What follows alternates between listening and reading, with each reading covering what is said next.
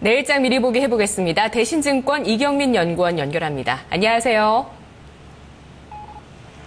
예, 안녕하십니까. 네, 지금 코스피 1960선까지 최근에 밀렸다가 2000선 사이에서 박스권의 흐름을 보여주고 있고요. 코스닥은 오늘 다시 200일선 테스트에 나섰습니다. 내일장을 대비해 보도록 하겠습니다. 국내 변수부터 짚어주시죠. 네, 지금 국내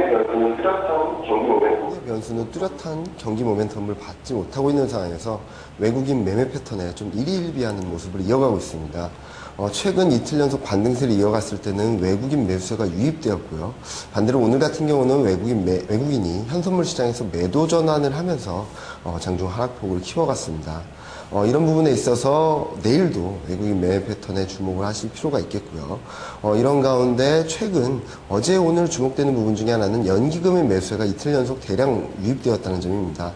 이런 부분에 있어서 연기금의 매수세가 내일까지 이어질 경우에는 하방 경직성을 좀 더 단단히 하는 그런 흐름이 나올 것으로 전망하고 있습니다.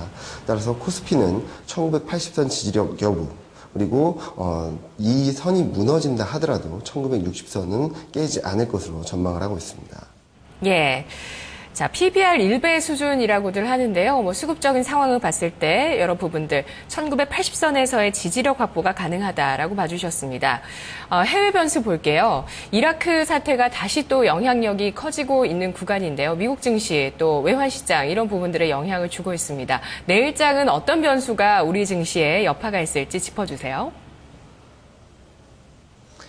내일장 같은 경우는 무엇보다도 중요한 것은 3분기 미국의 1분기 GDP 성장률 확정치가 발표될 예정입니다.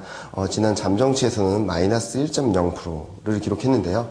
이보다 더 낮아질 것으로 예상을 하고 있습니다. 1.8%, 마이너스 1.8%로 전망을 하고 있는데요. 지금 현재는 이 마이너스 1.8%라 하더라도 어느 정도 예상된 수준이라는 점에 있어서 시장에 주는 충격은 적을 수 있겠지만 이 수준을 하회하게 될 경우에는 미국 경기에 대한 신뢰도가 좀 약화될 수 있다는 측면에서 시장 부담스러울 수밖에 없다고 보고 있습니다. 한편 이라크 사태가 다시 한번 글로벌 증시 변동성을 자극하는 양상을 보이고 있습니다. 이런 부분에 있어가지고는 정치적 리스크, 지정학적 리스크라는 측면에서 쉽게 예단을 하긴 어렵습니다.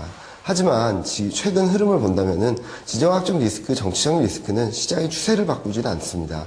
그리고 최근 뚜렷하게 나타나고 있는 미국, 유럽, 일본, 중국의 제조업 경기 동시 확장 국면 진입이라는 중요한 펀더멘털 모멘텀이 가세하고 있다는 점에 있어가지고 이라크 사태는 일시적인 조정의 빌미가 될 수는 있겠지만 시장에 큰 충격을 주거나 추세를 바꿀 만한 이슈는 아니라는 판단을 하고 있습니다. 네, 내일 증시 전망을 해보죠. 자, 지금 2분기 실적 시즌에 따른 전략도 중요한 순간일 것 같은데요. 어떤 전략이 필요할까요?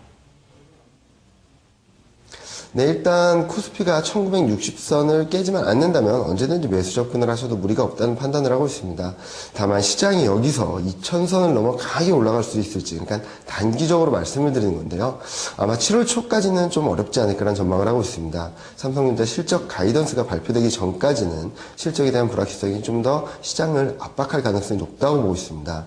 특히 업종 전반에서, 특히 삼성전자를 중심으로 한 시장 전반에서 실적 하향 조정세가 이어지고 있다는 점을 감안해 봤을 때 종목이나 업종 접근은 좀 어렵다고 볼 수 있겠는데요. 다만 최근 중국 경제 지표가 빠르게 돌아서고 있고 유럽의 경기도 호전세를 보이고 있다는 점을 감안해 봤을 때 미국, 유럽, 중국의 경기 모멘텀의 수혜를 받을 수 있고, 그리고 글로벌 수요 회복에 대한 기대감이 반영될 수 있는 화학, 철강 업종에 관심을 가져보실 필요가 있겠습니다. 이와 함께 최근 좀 조정 폭이 컸던 코스닥 같은 경우는 530선에 안착하는지 여부를 보시고 대응 전략을 펼쳐나가셔도 무리가 없다고 판단을 하고 있고요. 특히 애플 쪽으로 부품을 납품하는 IT 부품주들에 대한 점진적인 접근도 무리가 없다는 판단을 하고 있습니다. 네, 알겠습니다. 분석 고맙습니다. 예, 감사합니다. 네, 최근 증권가에서는 중국발 모멘텀에 관심을 가지면서 소재 섹터에 대해서 주목을 하고 있습니다. 내일장 미리 보기에서도 여러 번 짚어드리고 있는데요. 이경민 연구원도 역시 철강과 화학주를 주목하고 있고, 코스닥에서는 애플향 IT 부품주 주목을 하고 있습니다. 내일장 미리 보기였습니다.